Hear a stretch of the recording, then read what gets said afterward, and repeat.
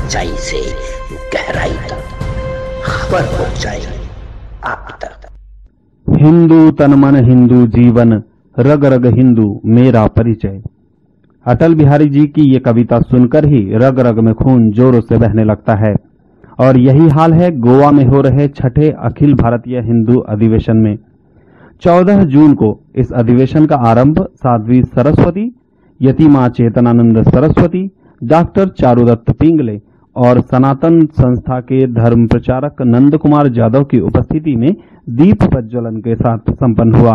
2023 तक हिंदुस्तान एक हिंदू राष्ट्र बनकर उभरेगा और इसे कोई नहीं रोक सकता, ऐसे वक्तव्यों से गोवा की भूमि पर मानो हलचल सी मच गई थी।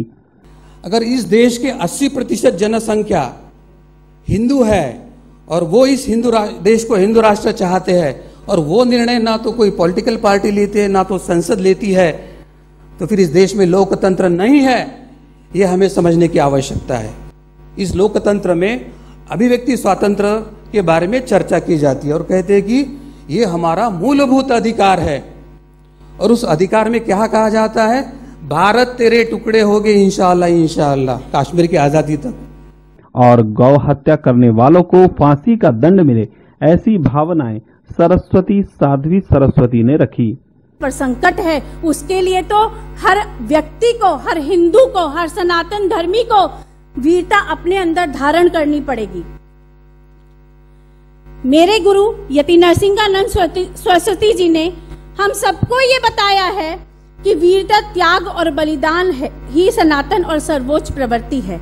इन गुणों की कमी के कारण ही पिछले 1300 वर्षों में जिस तरह से हिंदू महिलाओं की मंडियां लगा दी गईं, यजीदी महिलाओं के साथ तो ये अब हो रहा है, लेकिन हमारा तो ये इतिहास रहा है। आज भी काबुल में एक दरवाजा है जहां लिखा है दुख्तरे हिंद नीलामे 2 दिनार, या हिंदू की बेटी 2-2 दिनारों में बेची गई।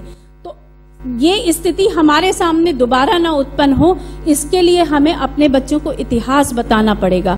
गुरुवार को दूसरे दिन भी सुबह का सत्र हिंदुओं को जागृत करने के शुरुआत के लिए पर्याप्त था और अपनी धर्म रक्षा के लिए हमें एक होना चाहिए जैसी बातों से नई ऊर्जा का संचार हो रहा था। 80% हिंदू होते हुए भी कोई भी देश चलाने वाली पार्टी इसे हिंदू राष्ट्र घोषित नहीं करती, इसका अर्थ है भारत में लोकतंत्र है ही नहीं, ऐसे विचार भी सामने आए। हिंदू अधिवेशन हो रहा है तो फोन आते हैं कि हिंदुओं का भगवा आतंकवाद, जो इन्होंने शब्द दिया है, बोले भगवा आतंकवादीकरण शुरू हो गया है। हिंदू अधिवेशन बंद हो जाए, सनातन संस्था बंद हो जाए, हिंदू जनजागृति समिति को रद्द किया जाए।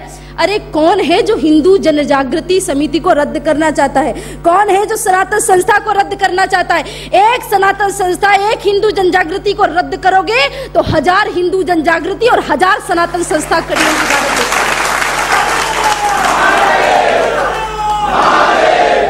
और हिंदू राष्ट्र बनाने के लिए बहुत बढ़िया बात कही कि अगर हिंदू राष्ट्र बनेगा तो सारी समस्या समाधान हो जाएगी, राम मंदिर भी बन जाएगा, गौ हत्या भी बंद हो जाएगी, भारत देश से आतंकवाद, भ्रष्टाचार, पापाचार भी बंद हो जाए। सब समस्याओं का मूल केवल एक ही चीज है कि हिंदू राष्ट्र बनना चाहिए। पर भारत तेरे टुकड़े होंगे, आजादी हमें चाहिए, ये घोषणा देने वालों को आजादी है, स्वतंत्रता है, और हम कह रहे हैं कि हमें संवैधानिक मार्ग से कार्य करना है तो उसके ऊपर पाबंदी लानी है।